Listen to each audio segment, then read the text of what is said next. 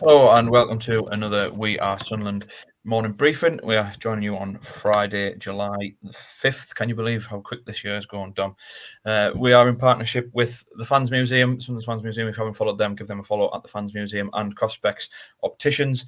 It's also the final day of our latest competition here at We Are Sunderland as well. We're giving away 10 home shirts.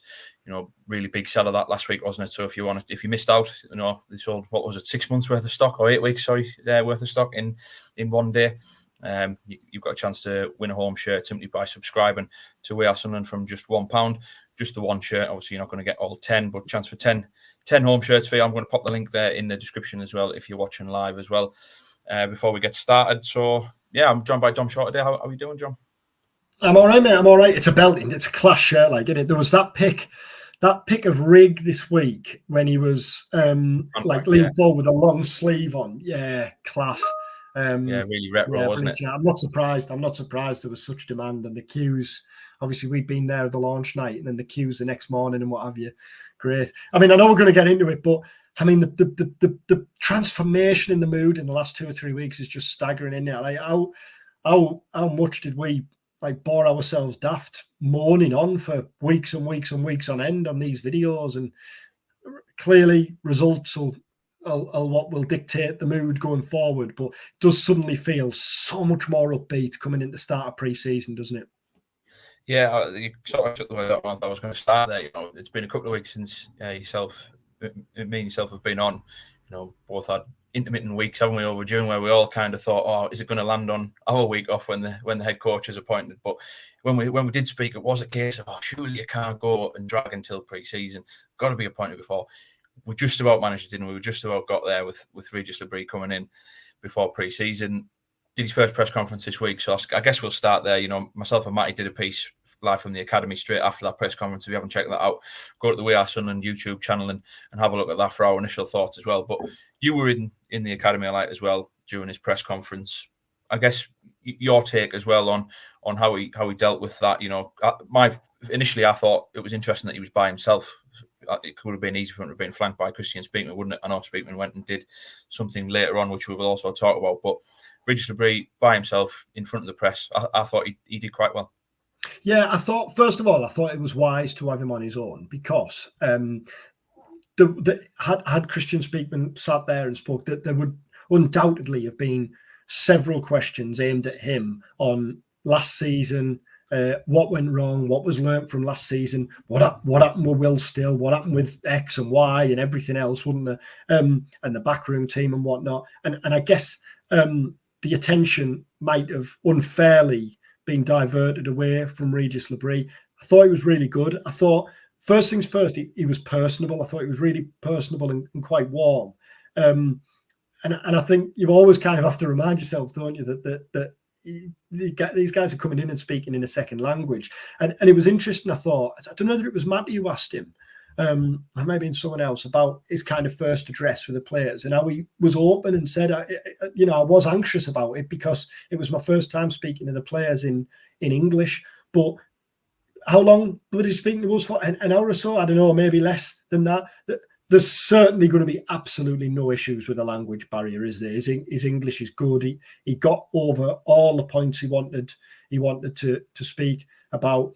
And I thought what was also good was he was, clearly from our perspective, but also for the fans, I think, he was willing to answer questions, wasn't he? He was willing to be quite open and frank and honest about matters. He talked openly about kind of favoured formations. He talked openly about players and his interest for certain players on transfers. I think there was a line like it's clear what we need, or that sort of thing. On the backroom team as well, he could have quite easily shut that question down, couldn't he? With interviews are ongoing, we can't say anything else at this stage. But he openly talked about how he's identified the need for maybe a set piece specialist to come in, someone who's adept at working with the development of young players. So I think that's going to be interesting moving forward. As I say, clearly that benefits us. We want to go in and get answers and get lines out of the head coach. But we're just the middlemen, aren't we? Ultimately, when managers or whoever's speaking to us, it's the fans they're speaking to. So I think that's going to suit everyone, really. I was impressed. What about you? Yeah, likewise. I think I echo everything that you say. He was very blunt and to the point, wasn't he? Or almost to the point. I think he was asked about sort of the stability of the job, wasn't it? You know, the amount of head coaches, managers that Sunderland have had over recent years, which is, you know, fair cop. And he didn't beat around the bush. He said, "Well, we've got to accept that it has been an unstable job." And you almost think, "Oh, should he have said that?" But why not say that? Because it is the case. He sort of knows what he's walking into, doesn't he? And then, like you say, everything with the tactics and sort of his inspirations from Guardiola and De Zerbi and things like that. And yeah, there was a lot that you can buy into if you're a supporter. Now, look, it's very easy for a new manager to speak well at a first press conference and give off good impressions, particularly with how the last 6 months have been for Sunderland. Just something tangible to hold on to and drive forward with. But yeah, it was. I was quite impressed with him because it could have been low key and he could have been, you know, with the language barrier, it might have been a little bit difficult for him, but it didn't seem that way. And you say he answered everything up front and honestly. I guess, how do you see these initial things past playing out? You mentioned that question there about even being anxious about meeting the group of players. How do you think that would rub off on the squad? And, you know, we've seen the little bits of training video from the first week and things like that. There's a lot there still from the people already in the building. Do you see it as him just being as an oversight at the moment, just getting equipped with everything and seeing how things are going, and that'll progress as the weeks go on? I think it was quite clear. He what was noticeable was he didn't come in and make any. Well, he did make promises to an extent, because he talked about how the fans are going to be excited by the style of play that he wants to introduce. He talked about how he thinks he's got the players to suit his preferences. But what he kept going back to was, I'm 3 days into the job, I'm 4 days into the job. I can't kind of draw conclusions on, I don't know if he was asked about Joe Bellingham or Chris Rigg or whoever else. But I think it was clear that he's coming in with his ideas, and although there are certain staff who obviously are still part of the coaching team and in the background, he's coming in with a clear view on what he wants and how he expects his side to play and what he wants and demands from his players. And I think the other interesting takeaway, we're clearly going to get to it, was the backroom team. That he doesn't have a right-hand man who kind of he wants to automatically bring in with him. Like, maybe is a dated concept, I don't know. But even now, regular managers, you kind of have an instantly recognisable number two, don't they? Yeah. What was interesting is he wants to work with someone new, and he wants to, having come in and assessed both his playing squad and the support staff, he's identified what he wants, and he wants someone to come in and who's a master, an expert at ticking those boxes, I guess. So that was interesting. What he said, didn't he? He said himself, we won't know certain things until we play games. I think he said our first pre-season friendly is 10 days down the line. That'll tell us a lot more. And then things will have to accelerate quite quickly from there, won't they? Because obviously the start of the season is flying around. Absolutely. We'll go back to the staff there. Kevin's comment saying what we've seen is Dodd's still involved in the coaching side at the moment. Well, yes, he has been doing the coaching drills, still in and around the building. But on the staff, there was a clear case that interviews are taking place. And like you say, he clarified that there's nobody coming over from France from his team with Lorient, at least, who he had there in his 2 seasons with him at the moment. How do you think that sits? Because obviously we saw the struggles that Michael Beale had without having someone in there. Now, it's obviously going to be addressed. How soon, we don't yet know. But do you think that it's wise to be doing it this way in terms of a complete new process for bringing in a different set of staff as they have with the head coach? Or could you understand if Le Bris wanted to bring someone with him from Lorient as well? Well.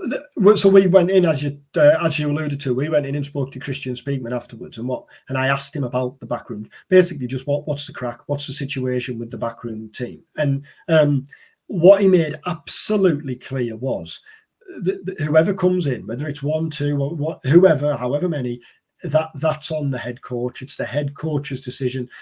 I think there's a belief that maybe the perception of incoming head coaches or head coaches who kind of candidates who'd interviewed for the job, having a backroom team thrust upon them and saying this is the backroom team you're going to work with. Sunderland's hierarchy absolutely don't see it like that, and they were clear that interviews are ongoing, and whoever comes in, I'll be the person Regis Le Bris wants, and the fit, what they'll have identified as what's needed in the coaching team.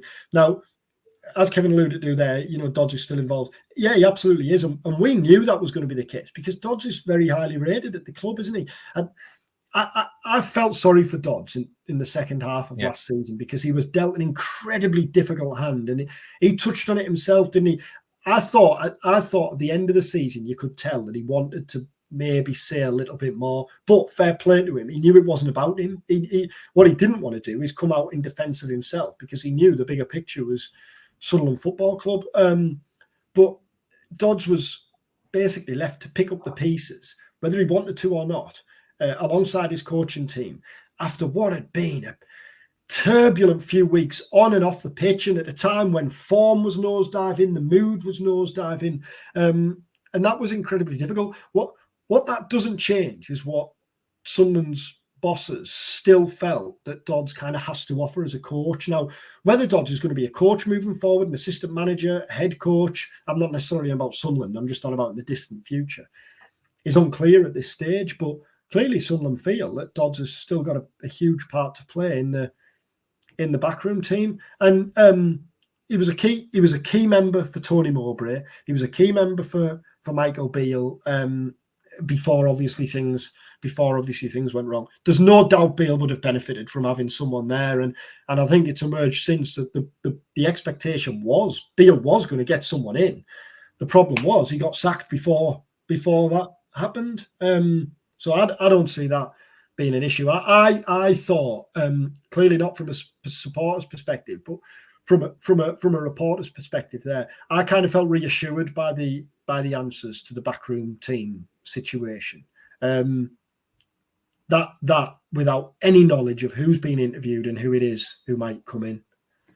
Yeah, I mean, it's easy to understand the frustration with Dodds and the current team is just because of how last season ended and why there might be a clamour for a sort of a root and branch approach to it. But when you're bringing someone in sort of as an experience, I guess, at senior management as Le Bris and coming into England for the first time, it makes total sense to keep those people around, particularly while you're going through this process of bringing in staff. And I mean, the encouraging thing is that they are going to bring in staff, considering some of the reports that we'd heard throughout the summer.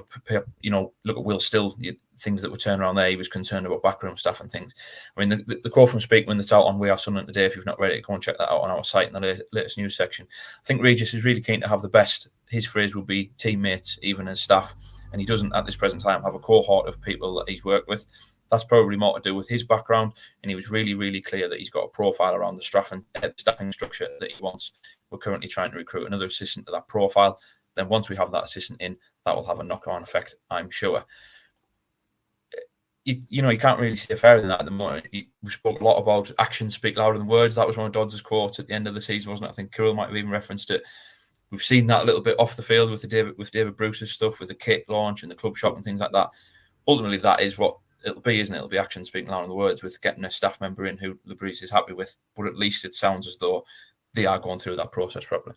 Yeah, and I think the other thing on backroom teams is the structure maybe isn't as definitive and clear as it was 10 years ago, maybe even 5 years ago in football. So obviously the Northern Echo, we cover the three clubs in the Northeast, and Aaron Danks, who was a coach at Middlesbrough, left this summer to go and join Bayern Munich, Vincent Kompany in Bayern Munich. Now, Middlesbrough had a situation where underneath Michael Carrick, they had Jonathan Woodgate and Aaron Danks, and they were both first-team coaches. So there was no real kind of orthodox, clear assistant manager as such. Graham Carrick's come in to replace Danks, and that'll still be the case. There'll be kind of more of a fluid setup. And I expect, regardless of kind of how the title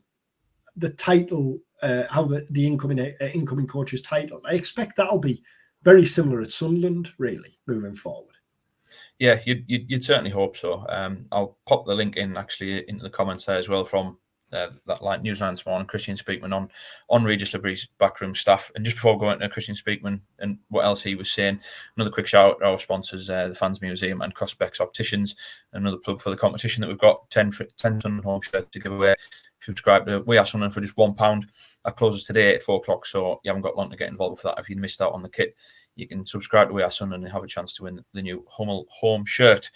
So yeah, we spoke about Kristjaan Speakman there. You went in and had a little bit of a chat with him, spoke about Le Bris and spoke about staff and transfers. I'm assuming it's the biggest point, isn't it? Now that we've got past the head coach situation and pre-season's up and running, everyone wants to know about transfers, and Sunderland's going to be no different.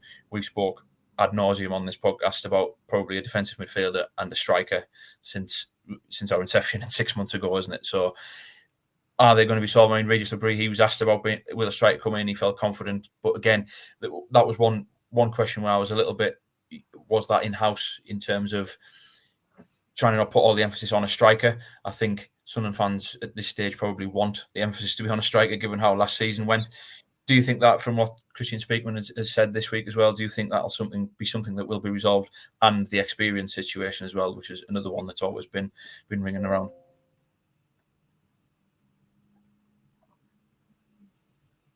I think. Well, first of all, the experience situation. Le Bris kind of touched on that himself, didn't he? He brought up players who know the league, players who know the division. So, which again is something which Mike Dodds talked about at the end of last season, didn't he? And we've talked about at length. Experienced players doesn't necessarily have to be 30-plus players. It's just players who've played a couple of hundred games at this level. I think one or two of those is a must this summer.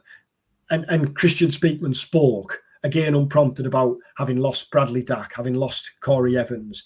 Obviously, Alex Pritchard went in January. That Birmingham move didn't work out. But there are three players there with real kind of nous of the division and all that offers. And Mowbray often used to talk, didn't he, when he was head coach, about how the players can only hear so much from the manager. It does carry more clout at times if it's coming from one of their peers, from one of the teammates, from someone who's a similar age, from someone of a similar generation.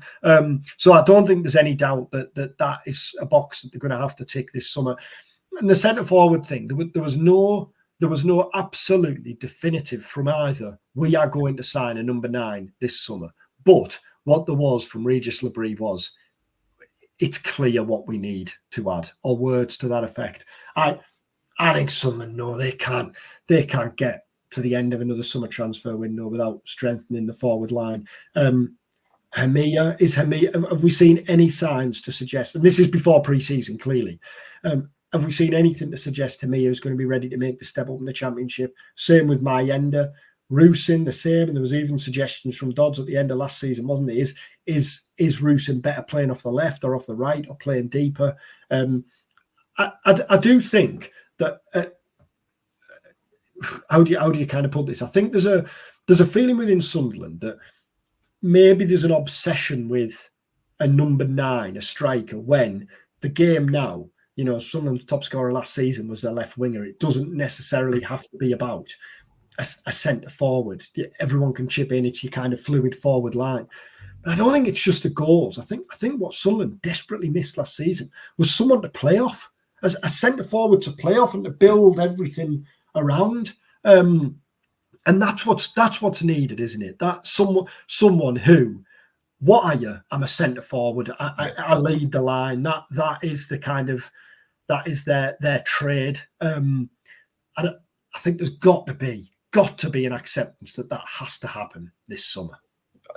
Also, just because you then, with what Le Bris has said, you almost run the risk of him then becoming the latest head coach or the latest person in the building, saying, we know what we need more experience, or we need a centre forward. That's happened by so many people over the last couple of months, hasn't it? You can't allow, James Hunter's written his latest column today, and he's saying Sunderland have got to build on the momentum. And it does feel like that, not just off the field stuff that they're getting right in place. It's now going to happen on field, doesn't it? The transfer windows we spoke before, certainly the last two, if you go back to the winter window and last summer, they were subpar, weren't they? They didn't do the job that Sunderland needed. This one can't do that. So it needs to be, even if there's not as much recruitment, I think there was 11 players came through the door last summer. You don't necessarily need that. It is quite a bulked out squad, isn't it? But you need certain quality in certain areas, and those two positions that we've mentioned are absolutely the two that will stand out to everyone. Yeah, I can well imagine that last summer Sunderland thought they'd played a gem of a hand in signing Mason Burstow, because I did. Yeah. When Burstow signed, I thought, and I'll be honest, I thought the same with Joe Gellart back in the January, the previous window. I remember thinking then that that could be the signing of the Championship, because Gelhardt was very much in demand, wasn't he? He'd been kind of knocking on the door at Leeds at the time. And the same with Burstow. It's easy to forget now. Burstow played for Chelsea, hadn't he, in the early weeks? I think there was interest from AC Milan, I think, at the time as well. Like, I agree with you. It certainly felt as though that one. And look, transfers, not everyone's going to work off. There'll probably be another one. We spoke about Mbuma, for example. He could be someone of a similar mold to Burst, like in that profile, in terms of a young forward that we might be looking at. But I totally agree with you that someone like him on paper looked as though it would be a perfect fit for Sunderland. They don't necessarily always work out. I mean, we're going through a bit of a scouting series on We Are Sunderland as well at the moment. If we drop it back in, today's gone on to midfielders and things. If we go into that area, the defensive midfield, it's key, isn't it? Particularly if Dan Neil's going to move further forward. I mean, good news this week on Dan Neil, though he was out running on the grass and training properly after that ankle injury picked up at the end of last season. But again, just like the centre forward, someone to bounce off, you need that robust midfielder to sort of hold things together, don't you? 100%, yeah. That clearly, I think the centre forward has to be your priority, but equally midfield. That was something that someone were crying out for, weren't they, at the end of last season? And I think also too often last season, kind of the makeup of the balance of the midfield just didn't feel quite right, did it? Both Neil and Ekwa looked regularly like players who would maybe benefit from being a bit more licensed to kind of roam forward, but I think they were aware, certainly one of at any given time was aware of the need to happen, of what was going on behind. Midfield's an interesting one, isn't it? Because you would expect Chris Rigg to continue his impressive development and play an even more prominent role this season. Clearly, Neil's hugely important. I don't think there are many better midfielders in the division than Ekwa than when he's on song. But how do you get that balance right? How do you get that balance right while combining the importance of bringing someone in, really? I wasn't surprised by the Callum Styles. I know you and Matty will discuss that. I wasn't surprised by the Callum Styles decision. But we didn't really see a lot of him in midfield anyway, did we? But that decision just further stresses the importance, I think, of bringing someone in there. And I think in both areas where, going back to where we started really on this part of the discussion, someone who knows the division on both areas, that would benefit hugely, wouldn't it? Because going back to a striker, you talked there about how not all transfers work. I think where things are difficult this summer for Sunderland, where the pressure's on, is they can't afford another one of them. Yeah, they have been unfortunate with Burstow and Gelhardt, because Gelhardt came in at a time and the thinking was he was going to work off Stewart, and I think them two together would have been devastating. But there are no guarantees in football, especially with transfers, especially with centre forwards, unless you're paying mega money. But Sunderland can't afford another one, can they? Because we started this video by talking about the mood and the positivity. Well, if Sunderland get to the end of the transfer window and they haven't signed a striker, it'll be the same old questions and the same old criticism, won't it? All understandable. Absolutely. I mean, you did a piece earlier this week as well on sort of, I think, the 7 names that have loosely been linked at times over the course of the last few months in the summer. What was your take of that? Is there any of them that sort of stand out that you think Sunderland might be worth considering? Mbama's always felt like when that first emerged, that felt very Sunderland, didn't it? I know several Premier League clubs were keeping an eye on him at the end of last season. There were suggestions he was favouring a European move from reports in the BBC at the start of the week. We'll see how that one plays out. Some of them felt, so Macaulay Langstaff, for example, has always felt more like agent representative driven, hasn't it? It'll be interesting. I mean, Kiefer Moore, his situation is currently unknown, but he's not cheap, is he? And he doesn't tick the recruitment boxes, because for all Sunderland we know have accepted there might have to be a bit of flexibility. That doesn't necessarily mean they're going to go and offer a 3-year deal to a 31-year-old or whatever he is, who's clearly going to be on high wages, having come from a Premier League club and having fired a Championship team to promotion last season. I still think Sunderland are more likely to kind of stick to the unknown market, for want of a better term. But as I said, the difficulty there is they need someone to come in and make an impact on it. I think they need someone to come in and he's our number 9 this season. He's the one who's going to be leading the line. He's going to be the first choice centre forward. I know like football doesn't necessarily work like that, but there are plenty of clubs, championship clubs, where if you go through their squad, you can comfortably, easily say he's the first choice centre forward. I think Sunderland need that. Yeah, and I think it's the same with midfield as well. I mean, one name that has sort of loosely been linked, Oliver Norwood from Sheffield United, is exited. Do you think someone like that, if you link that with what Le Bris said and Kristjaan Speakman said this week, would someone like him fit the bill, do you think, for midfield? Well, it's certainly, I think it's certainly that balance, isn't it? It's that blend of balance which is important on and off the pitch, and for that reason, I'm like not aware of his, like, clearly I know what he's all about as a player, but his immediate background, I couldn't tell you off the top of my head kind of how last season played out for him, for example. But I think that mould of player and that mould of character is important. Especially in midfield, I think, because you've got like I think Dan Neil's a leader already, isn't he? Dan Neil's a leader already with stacks of experience. But just to get the best out of him, I think that you need to get that blend right in midfield. And a player like Ekwa probably needs an experienced head to bounce off, don't they? And Rigg clearly at his age will benefit, although he's on a fast track anyway, isn't he? And he clearly isn't lacking confidence or any of that. But that you can see why that link's there, can't you? You mentioned Rigg there, just sort of finish up. Me and Matty spoke about this the other day, obviously with his contract signing as well. Where do you see him moving into centre midfield? And again, this is something that Le Bris sort of touched on, wasn't it? Because he referenced that Rigg started. He's been playing out on the right. Mike Dodd said it last season. We tend to put players out there in the development stage just so they're out the way of the melting pot, as he put it. Do you see him coming into that with the contract and just his trajectory and sort of the confidence that he exudes at the moment? Do you think that he'll relish moving into it? Do you think he's going to be going and saying, look, I want to move into centre midfield? Is that something that you can see this season? Yeah, I can.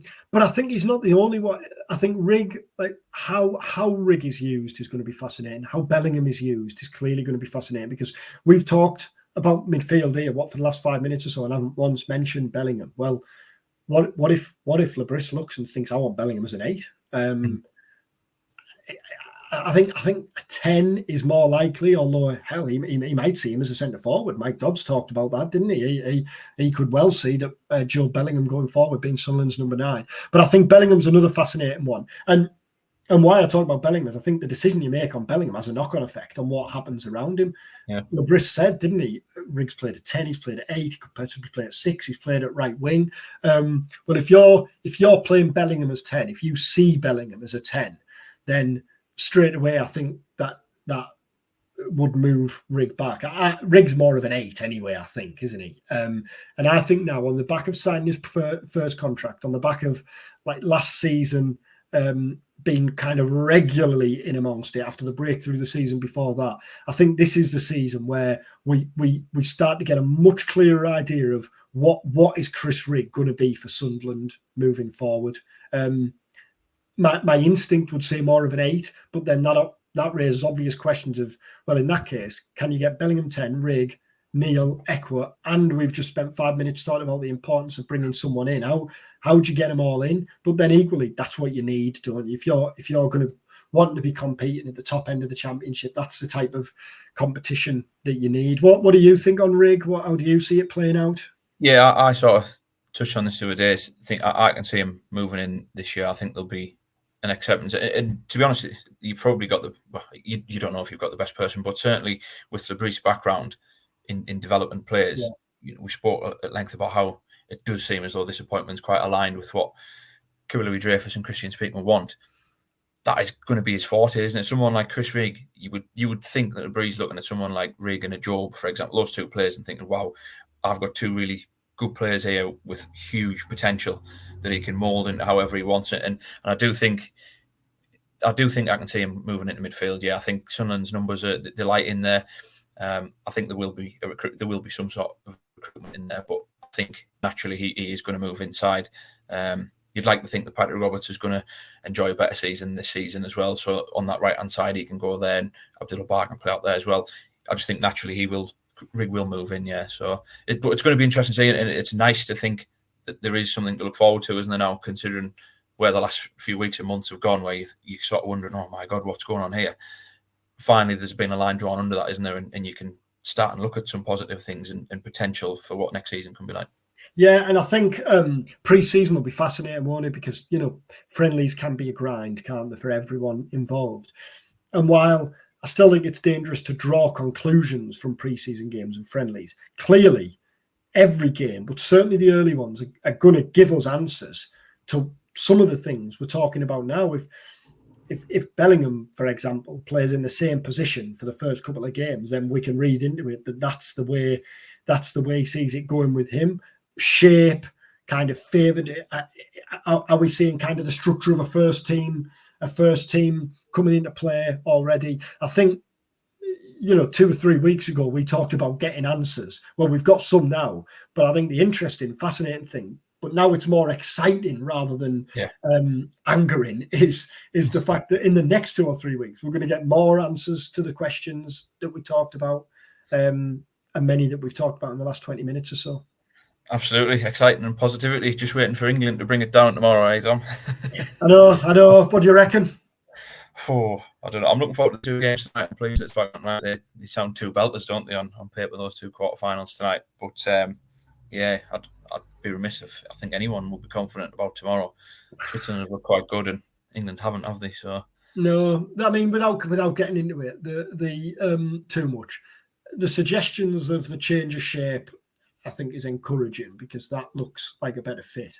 Hasn't been working at all, has it? I mean, I'm screaming at the telly for the changes, as everyone could see and was seeing the same thing. But hellfire, the good old long throw. And they say the old school is dead, eh? Long throw, flick on at the front post, volley. There's no school like the old school. Yeah, we were talking about Bellingham there. I mean, wow, what about that from his brother last week? I know. And it, how many times have we kind of said it or written it, whatever, like big players, big moments. And you'll have seen the Adidas ad with just the image, just the overhead kick. Like, yeah, class. No, spot on. Thank you for joining us. We'll leave it there. We'll be back next week with another We Are Sunderland briefing, and hopefully England will be in the semi-final by then as well. So thank you very much for joining us.